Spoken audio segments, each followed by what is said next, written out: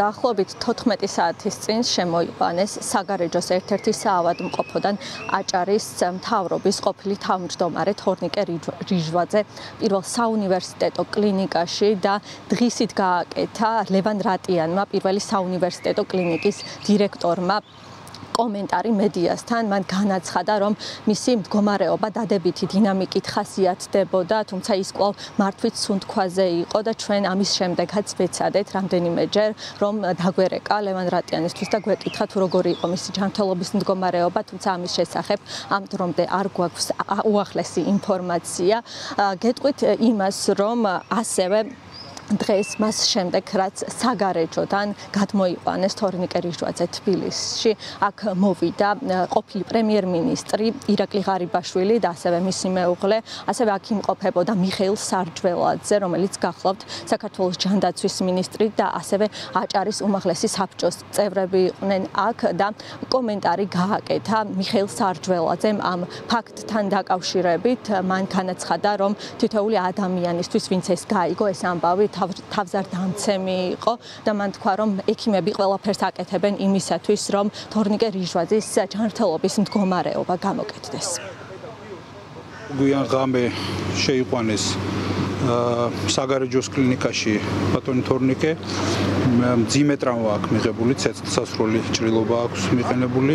შესაბამისად ჩაუტარდა გადაუდებელი ღონისძიებები, ქირურგიული ოპერაცია იქვე ადგილზე. ყველა საჭირო პროცედურა იქნა განხორციელებული, საიმისოდ რომ სასიცოცხლოდ მნიშვნელოვანი პარამეტრები აღდგენილიყო. ეს წარმატებით მოხერხდა, შემდეგ მიღებული იქნა გადაწყვეტილება უკვე აქ პირველ კლინიკაში გადმოყვანასთან დაკავშირებით, პირველ საუნივერსიტეტო კლინიკაშიც შემოყვანილი იქნა. ის ამჟამად იმყოფება რეანიმაციულ განყოფილებაში, ვინაიდან ძალიან მძიმე ტრავმებია, რომელიც ორგანიზმისთვის, რომელიც არის ამ შემთხვევაში სახეზე და რა თქმა უნდა ჭირდება ინტენსიური კურნალობა. ჭრილობას რაც შეეხება, ერთი ჭრილობა გახლავთ, რომელიც საბედნიეროდ მხოლოდ ფილტვია დაზიანებული და სხვა სასიცოცხლოდ მნიშვნელოვან ორგანოებს არ შეხებია ეს ცეცხლსასროლი ჭრილობა. მოცემით რაც მაქვს ინფორმაცია, ეს გახლავთ, რომ მის ტანსაცმელში იქნა აღმოჩენილი ეს წერილი. შესაბამისად, ეს არის ერთადერთი რაც ამ წუთას შემიძლია გითხრათ და სხვა რასაკვირველია, ეს ამოღებულია სათანადო წესით, დამაგრებულია ეს მტკიცებულება და შესაბამისად ამის თაობაზეც რა თქმა უნდა საზოგადოება იქნება კანონმდებლობით დადგენილი წესით სრულად ინფორმირებული. პაციენტი შემოყვანილი იქნა დღეს დილით დაახლოებით 7:30-ზე გადმოყვანილი იქნა სხვა კლინიკიდან.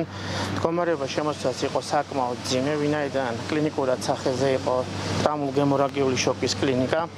მისი ამ წუთში მისი მდგომარეობა დადებითი დინამიკით არის, ვინაიდან შოკის ხარისხი შემცირებულია, ჰემოდინამიკის პარამეტრები მეტნაკლებად აღდგენილია, იმყოფება მართვით სუნთქვაზე, უტარდება ის სამკურნალო ხუინძებები, რაც პროტოკოლით არის გათვალისწინებული.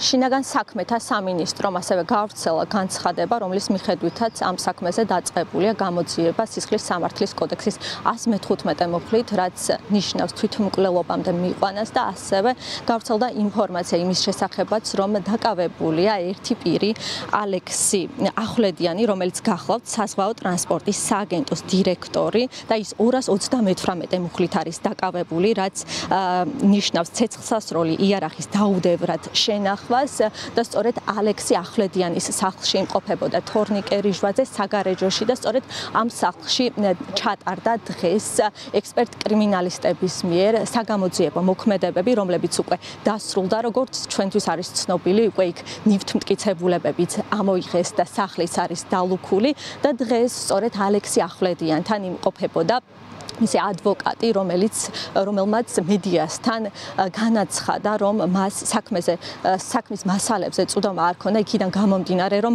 ბრალდებულს ოფიციალურად ბრალდება ჯერ არ ჰქონდა წარდგენილი და მან თქვა, რომ ასევე მისთვის ძალიან რთული იყო კითხვების დასმა, იქიდან გამომდინარე, რომ ალექსი ახვლედიანის მდგომარეობა იყო მძიმე და ის იყო შოკირებული.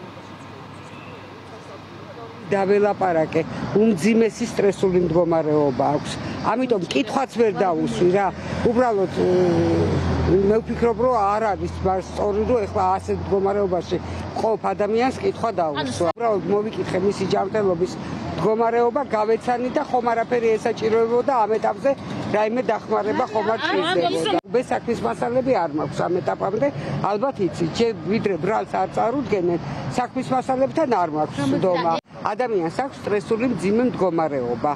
ამიტომ ვერ მივეცი თავისუფლება, რომ ეს კითხვები დამესვა. გეტყვით, რომ დღეს დილით შინაგან საქმეთა სამინისტრომ გავრცელა ინფორმაცია, რომ საგარეჯოს ჯეოჰოსპიტალში იყო შეყვანილი აჭარის მთავრობის ყოფილი თავმჯდომარე თორნიკე რიჟვაძე, რომელსაც გულმკერდის არეში ცეცხლსნასროლი ჭრილობა აღენიშნებოდა. მათ განმარტეს ასევე, რომ ექიმები ყველაფერს აკეთებდნენ მის გადასარჩენად და გადაუდებელი დახმარებაც გაეწია მას და მაშინ ექიმები აცხადებდნენ, რომ მას ფილტვი ჰქონდა დაზიანებული და სტაბილურად მძიმე იყო და მას შემდეგ საგარეჯოდან უკვე თორნიკე რიჟვაძე გადმოიყვანეს თბილისში პირველ საუნივერსიტეტო კლინიკაში. გეტყვით იმას, რომ თორნიკე რიჟვაძე აჭარის მთავრობის თავმჯდომარის პოსტს 2018 წლიდან იკავებდა, ხოლო 2025 წელს მან ეს პოსტი დატოვა.